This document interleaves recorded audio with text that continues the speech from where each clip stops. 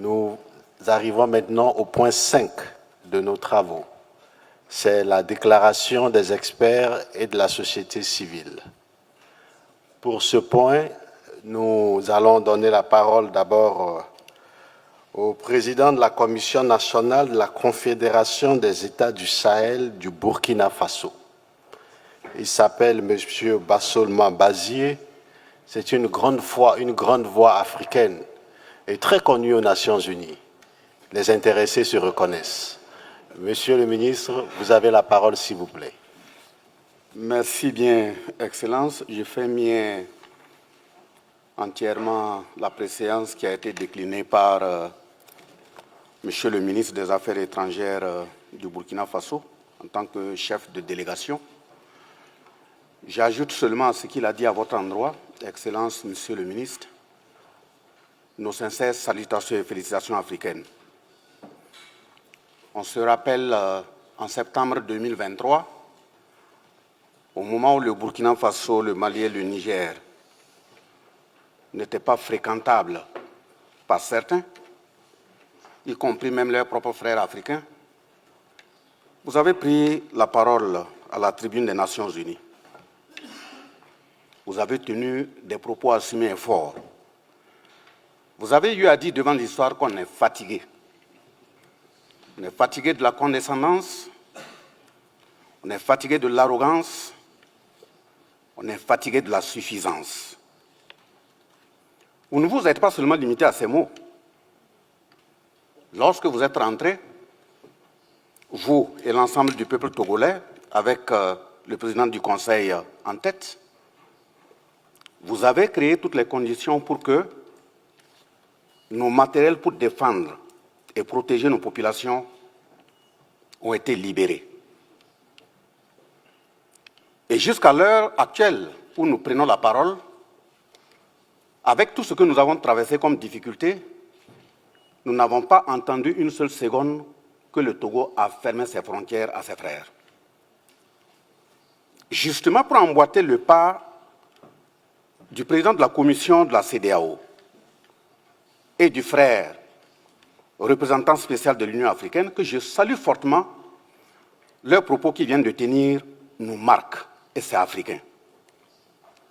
Je pense que mon frère de la commission de la CEDEAO a même dit que cette rencontre s'inscrit dans une doctrine africaine, ancestrale. C'est très important. En le disant ainsi, Monsieur le ministre, le fait de libérer le matériel n'est pas fermer les frontières à vos frères, mais également cette instance qui se veut comme arbre à palabre. Je me réfère à l'article 33 de la charte de Kouroukanfouga de 1236, qui institue cet arbre à palabre. Et le fait que vous n'avez jamais trahi vos frères africains, c'est aussi inscrit à l'article 30 de la charte de Kouroukanfouga de 1236. Et le fait, justement, que vous venez en aide à l'ensemble de vos frères africains, c'est aussi le contenu de la charte de Kouroukanfouga de 1236. Donc, moi, je vous salue au nom des ancêtres. Et justement, ceux qui parlent au nom des ancêtres africains, s'ils sont des Africains, bien sûr, ils doivent savoir qu'ils doivent avoir un comportement bienséant et correct. Parce que les ancêtres, eux, ils ne demandent pas à ce que vous venez vous expliquer ce que vous avez fait et puis repartir. Quand ils viennent, c'est pour vous appeler pour de bon. Donc, on a intérêt à bien se comporter. Et de ce point de vue, vous allez me permettre de saluer l'ensemble des peuples frères à travers le monde qui soutiennent le pays de l'AES. Et nous saluons fortement l'ensemble des gouvernements qui ont pris l'orientation de leur peuple, qui nous soutiennent et qui comprennent les pays de l'AES. Mais s'il y a des dirigeants qui n'ont pas encore changé leur carte mémoire à comprendre que le monde va dans un sens bien déterminé qui n'est pas le leur, ils ont intérêt à se réveiller très vite. De toute façon, nous avançons. Le combat qui est mené au niveau du Sahel n'est pas une aumône de souveraineté qui est demandée. C'est un combat de conquête pour notre souveraineté. Et de ce point de vue, mon propos s'articule autour de deux clichés à clarifier Parce que nous constatons qu'à travers les discours, et même les questions de droits humains qui sont évoquées, il y a des plans stratégiques d'assassinat de nos dirigeants qui sont en vue. Et quand je parle de plans stratégiques d'assassinat des dirigeants, il faut que mes propos soient précis, afin qu'on puisse comprendre. D'un moment, on parle de démocratie. Il faut que les pays de l'AES retournent à la démocratie. Il faut qu'ils retournent à des élections. Nous parlons de quelle démocratie?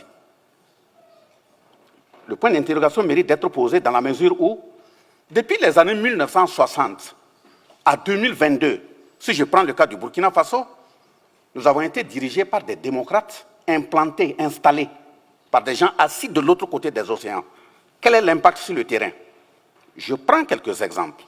De 2022, ça veut dire de 1960 à 2022, ça fait 62 ans. Comparativement à 2022 jusqu'à 2026, ça fait 4 ans. En 4 ans, voilà ce qui a été fait. Quand l'appel a été lancé au peuple burkinabé de faire face à la situation actuelle, de 2022 à l'heure où je vous parle, le peuple a mis la main à sa poche et il a cotisé 541,2 milliards. Le peuple dont on dit qu'il est martyrisé là, il a cotisé 541,2 milliards pour faire face à la situation actuelle. Ça n'a jamais existé dans notre pays. Donc quand on parle de peuple martyrisé, c'est de quel peuple? Deuxième exemple que je prends, au plan sanitaire, malgré que nous sommes en crise, en guerre, comme nos autres pays frères, le Niger et le Mali, une décision a été prise. Quand vous avez des problèmes de reins, pour aller te soigner, il fallait déposer une caution de 500 000. Le chef de l'État a pris un texte, cette caution de 500 000 a été annulée. Ce n'est pas un droit humain, ce n'est pas la défense des droits humains. Deuxième exemple, au niveau de l'approche communautaire, dans une période de crise, on a payé 15 cliniques mobiles pour l'ensemble des régions de notre pays. Les populations ne se déplacent plus pour venir à Ouagadougou, à Bobo-Dioulasso pour se soigner. Dans chaque région, il y a une clinique entièrement équipée sur place. Il n'y a plus de défense de droits humains que ça. Troisième exemple que je prends, au niveau de l'assurance maladie universelle, permettant aux populations, y compris le secteur informel, de cotiser 4 000 francs par an. Et quelle que soit la formation sanitaire que vous vous présentez, vous êtes pris en charge. Pourquoi depuis 1960 jusqu'à 2022, ce n'était pas fait? Autre exemple que je prends, quand nous prenons les scanners, vous faites un accident tout de suite, vous partez à l'hôpital, vous pouvez mourir parce qu'on n'arrive pas à faire un scanner. Le coût a été réduit de 50 000 à 25 000. Ça fait 50% de réduction en temps de guerre. Mais depuis 1960 à 2022, ça n'a jamais été fait. Je prends, comment dirais-je, on vient de lancer le recrutement appelé opération 1000 x 5. 1000 x 5 veut dire que chaque année, on va recruter 1000 médecins spécialistes sur 5 ans. Depuis 1960 à 2022, ceux qui ont implanté leur démocratie là, ça n'a jamais été fait. Je prends un autre exemple. On vient d'ouvrir l'hôpital, le plus grand hôpital de notre pays, le 29 juillet 2025, à Bobo-Dioulasso, en coopération avec la Chine. Et je vous dis, Excellence, que dans notre pays, depuis 1960, ça a été le 29 juillet 2025 à Tengango, qu'il y a eu une première opération permettant une transplantation rénale dans notre pays. Quand quelqu'un est malade, il prenait l'avion, c'est de l'autre côté qu'il partait le faire. Ça se fait au Burkina, dans un pays qui est en guerre. L'autre exemple que j'ajoute, il y a eu la construction de 920 CSPS de 2022 à 2026, dans un pays qui est en guerre. Le 21 décembre 2025, ou même je vais, jusqu'à ce qu'on vient de constater, on a fait le point, ça fait 38 centres de santé nouvellement construits dans un pays qui est en guerre. Je peux bien en citer d'autres. On dit, mais le droit humain, c'est quoi? C'est le droit à la vie, non? Ce que je viens de citer, c'est pour permettre aux populations d'être en vie et en bonne santé. L'autre aspect, c'est la question alimentaire. Vous ne pouvez pas demander à quelqu'un d'être en bonne santé s'il ne s'alimente pas bien. Depuis 1960 à 2022, rien n'a été fait. De 2022 à 2026, malgré que nous sommes en guerre, il y a eu la mécanisation et des intrants. Ça veut dire, rien que pour 2025, l'État a mis dans la mécanisation agricole et les intrants 104 milliards de francs CFA. Et qu'est-ce qu'on a eu comme résultat? Ça veut dire 104 milliards, c'est plus, puisqu'en 2024, on a fait 77 milliards. Et cela nous a permis d'atteindre 67 000 tonnes de céréales pour nourrir les populations. C'est pas ça la défense des droits humains? Je prends un autre exemple. Au niveau de l'aménagement des bas-fonds, pour permettre aux cultivateurs, ça veut dire aux paysans, de pouvoir s'en occuper, on est passé de 5 000 hectares, depuis les années 1960 à nos jours là, on est passé de 5 000 à 25 000 hectares en 2025. Mais c'est un pays qui est en guerre. Et au niveau toujours de l'agriculture, les labours, les paysans qui ont les terrains là, on prend les tracteurs, on laboure ça gratuitement pour eux. Et 2025, nous avons fait 58 000 hectares de terrain labourés gratuitement pour les paysans. Il n'y a plus de défense de droits humains plus que ça. Et quand je prends par exemple au niveau des forces armées, dans les 11 accords où on a dit qu'on ne peut pas payer du matériel ailleurs si ce n'est pas la France, on ne peut pas former nos militaires ailleurs si ce n'est pas la France, je vous informe que de 2022 à 2025, nous avons constitué de façon autonome une vingtaine de bataillons d'intervention rapide, tout équipés, minimum 500 par bataillon. Je ne vais pas dire le nombre exact, parce que les murs ont des oreilles. Et comme c'est des questions militaires, si je donne, vous pouvez vous préparer et puis venir. Je ne donnerai pas tout. Je donnerai des environs. C'est moins, c'est plus, vous n'allez pas le savoir. Deuxième exemple, on a constitué une dizaine de groupements d'unités mobiles d'intervention de la police. Ça y est sur le terrain. On a constitué des légions de gendarmerie sur tout l'ensemble du territoire. Près de 10 escadrons de gendarmerie mobile. Ça y est sur le terrain. Le nombre de bases aériennes de 1960 à 2022, c'était une seule. Aujourd'hui, on en a 4, de 2022 à 2026. 4 bases aériennes. Voilà, mais je dis, je donne approximativement, pas du tout. Voilà, les volontaires pour la défense de la patrie, où on a considéré que ce sont des milices. Moi-même qui suis devant vous, je suis un volontaire pour la défense de la patrie. Un volontaire pour la défense de la patrie. Donc, ce n'est pas des hommes de rue qu'on ramasse pour dire qu'on a formé des milices. Et tous ceux qui sont des volontaires pour la défense de la patrie, sur le terrain, au fur et à mesure, on les enlève, on intègre directement dans l'armée, sont formés. Ceux qui n'ont pas l'air pour aller dans l'armée, on les installe, soit au niveau entrepreneurial, que ce soit l'agriculture, que ce soit la menuiserie, que ce soit la soudure. Voilà ce qui est fait au Burkina. Donc, il est essentiel qu'on demande aux uns aux autres d'enlever les œillères pour mieux regarder la réalité. Ce que nous disons, on dit oui, le Burkina ne veut pas la démocratie. On n'a jamais dit qu'on ne veut pas la démocratie.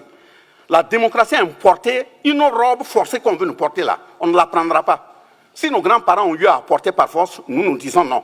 Et nous avons les capacités nécessaires de dire non. Et même demain, on dira non. La démocratie libérale, dont les principes sont basés sur l'homosexualité, les principes sont basés sur le mariage entre deux enfants à leur mère ou bien à leur père, là, ça c'est terminé. En Afrique et au Burkina, il n'y aura pas ça. Dans l'espace AES, il n'y aura pas ça. Donc, de ce point de vue, la démocratie a ses principes, où on estime qu'on peut violer la Constitution, se faire élire 3-4 fois. On s'installe, ça, il n'y a rien. On tue 3000 personnes. On installe celui qu'on veut, ça, il n'y a rien. Et quelqu'un vient prendre le pouvoir par les armes, appuyé par le peuple. Il n'y a même pas une goutte de sang. Vous estimez que lui, là, il doit partir.